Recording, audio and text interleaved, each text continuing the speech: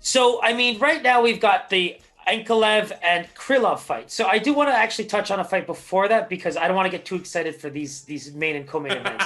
So we got Montana de la Rosa and Mayra Bueno Silva. Oh, my bad. I missed this one. My bad. It's okay, buddy. It's okay, buddy. He's excited. Am I? I've been down this path. I've been down this path. I can get tunnel vision sometimes too. Charles Oliveira hashtag. Let's give a little chat to I think the ground game of both these girls look pretty sweet, right? I think that when you consider what De La Rosa brought to the table, I think that you thought she might actually be able to keep more of the stand-up fight going, but she was looking for those submissions pretty quickly. I was a little bit surprised because I would have loved to see that Taylor Santos fight. When you think about the Mayra Moraz, Yes. all these fights would have been really good for her. In terms of development, all those kinds of things, because I think that Silva looks like a killer, right?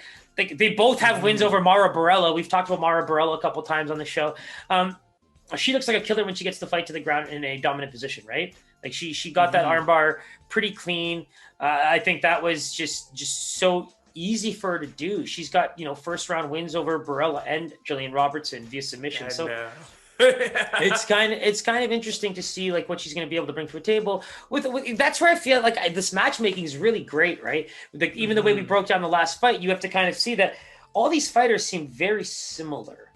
That's the thing that I really love, and I think that's what I enjoy about fighting, right? Because I'm going to see a competitive match, and it's like almost watching a similar sport. It's like watching a kickboxing match. It's like watching a boxing match, because you have the edge of someone being able to switch up if they need to, but there's a fair chance that one of these girls are going to try to use some strikes to outpoint or out edge the other one if they can't seem to get any offense on the ground. You know what I mean? Yeah, for sure. And kind of looking back at that Arugio fight with Montana, Arugio really dictated the pace there. And it really seemed like Montana really wanted to slow it down, but just wasn't able to. Do you kind of see a similar thing, happening here in terms of approach for Silva? Well, that's the thing, right? For me, it's all about top position here, because both girls probably have some ability to attack from the bottom. But at the end of the day, if you're that confident in your striking, ground and pound, and jiu-jitsu, it's like top position is top position, right? Even for the fight to from a points perspective, that's where you want to be. Unless you're really landing some serious bows or constantly going for arm bars or triangles from the bottom, it's really hard to get the fight in your favor from a judging perspective. So I think that's where, whichever girl is able to really kind of push this up against the fence and fight for that, because, chances are this spends a lot of time in the clinch, right? Girls are trying to kickbox, girls are trying to land some strikes to maybe get a leg up and sweep a girl down, those kinds of things. But it's actually where I do give Silva a bit of an edge, right? I do think she has what looks to be that Brazilian jiu-jitsu style of power.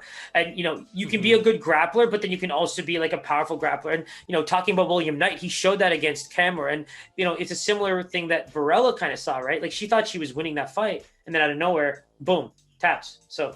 Yeah, absolutely. And so let's dive right into the line there. My guess has Silva as the favorite. Probably not by much. I'm going to guess a minus 150. What are you going to guess here? I actually, funny enough, similar lines, right? I think you went the same line with Randy Brown. I'm going to give a Silva a minus 170, minus 175 line again. I think it's pretty fair. All right, let's check it out. Wow, it is a straight pick'em. No favorite. Minus 110. I mean, Pies, we broke it down, right? Like, we literally said that these girls are going to do the exact same thing. It's going to come down to who is the better striker. It's going to come down to who's the better wrestler. Like, who can actually get this up against the fence and gain position. Maybe have to operate from, top clinch, getting down to changing levels. It's going to be a fun fight to watch if you enjoy the grappling side of things, because I think that regardless of how much they try to sell their striking, they know what they're good at. Yeah, absolutely. So going to be a great one. That wraps up UFC Vegas 20. If you haven't already done so, hit that subscribe button, hit that bell button. All our Instagram, Twitter, all that good stuff is there. Give us a follow, give us a tweet, shoot us a message, whatever floats your boat. Peace.